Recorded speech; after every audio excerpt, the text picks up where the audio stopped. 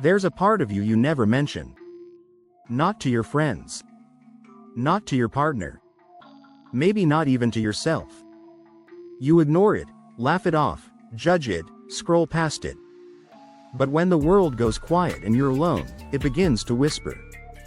Subscribe to Stoic Trench, where we break down wisdom that keeps you strong, sharp, and young.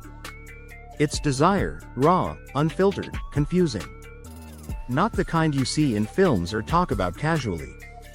It's not about romance, and it's not even about sex. It's about power, control, surrender, shame, fantasy, and fear. Carl Jung didn't turn away from this part of the human soul. He named it the sexual shadow. He didn't call it evil or say to destroy it. Instead, he said something much harder: integrate it. Because if you don't face your sexual shadow, it will find ways to face you, through obsession, addiction, broken relationships, emotional numbness, waves of shame, and repeating patterns you can't seem to escape. The sexual shadow isn't just hidden lust, it's everything you were told not to feel: dirty, dangerous, unworthy of love. It's the desire you silenced, the fantasy you buried, the vulnerability you denied yourself. It lives deep in your unconscious, and like all shadows, it doesn't disappear when you ignore it. It waits, it grows, and eventually, it surfaces. Maybe you lash out at people who stir your desire. Maybe you chase empty encounters because intimacy feels unsafe. Maybe you long to submit or dominate, and then loathe yourself for it. Maybe you've confused love with performance. Maybe during sex, you feel nothing, or worse, you feel like something's broken. You call it dysfunction. Jung would call it disconnection. You're not damaged, you're divided. The part of you that's been pushed away, called bad, wrong, sinful, has become your shadow. It's not hiding out of fear, it's trying to come home. The sexual shadow is where your deepest wounds meet your most primal instincts. It's where repression becomes distortion, shame breeds obsession, and the parts of you unloved become the most dangerous. Jung warned, what you do not make conscious will return as fate.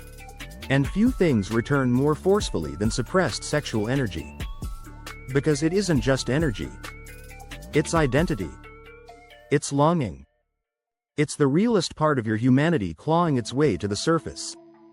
And yet, almost no one talks about it. Not in therapy. Not in spiritual circles. Not even in their own mind. Why? Because it doesn't fit the image: the good man, the pure woman, the enlightened soul, the healed, evolved, morally polished self. But behind the image, the shadow burns. And the more you suppress it, the more power it has over you. It shows up in fantasies you didn't choose but can't shake, in dreams that leave you breathless, in relationships that play out like scripts you didn't write, in the guilt that sneaks in when you try to enjoy yourself, in the panic that hits when someone sees you, really sees you. Because the sexual shadow isn't always loud. Sometimes it's silence, a silence that feels normal. A numbness you call low libido. You blame stress. You call it growing up. But it's not that. It's grief. Grief for the pieces of you that never got to exist. Desires you never named. Attraction you never gave a voice. Power you were told was too much. Jung didn't say you should act on every impulse. He said you should know them, see them, invite them in. Because when you start that dialogue, something begins to shift. You stop fearing yourself.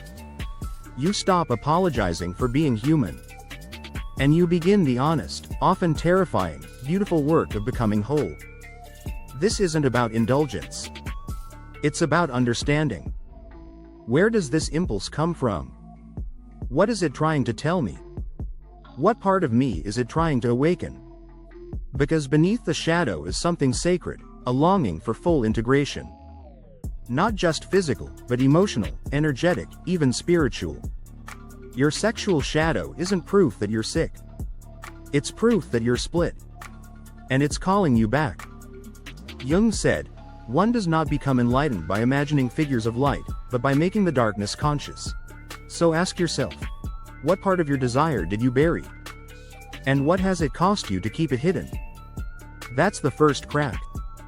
Your shadow isn't your enemy. It's the part of you that wants to come home. You were taught to hide it, by your parents, religion, society, but also by your own psyche.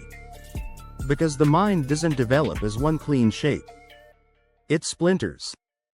It protects. It builds walls for survival.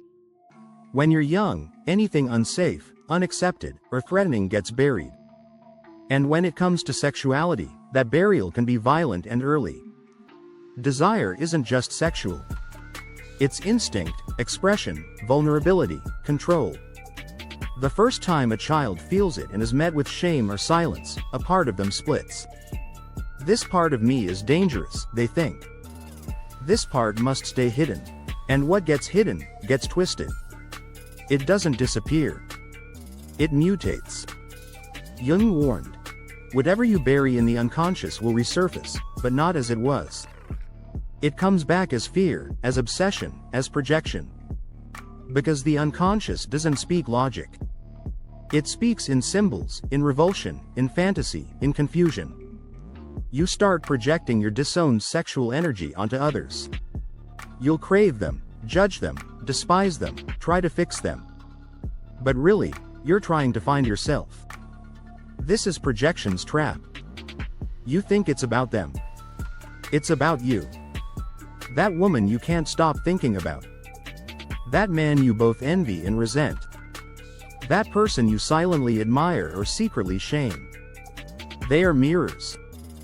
Jung said, everything that irritates us in others can lead to an understanding of ourselves. That especially includes, sexual triggers. If someone makes you uncomfortable, ask, what are they expressing that I've suppressed? Is it their freedom? Their power? Their vulnerability? Their unapologetic pleasure? Whatever it is, it lives in you, too.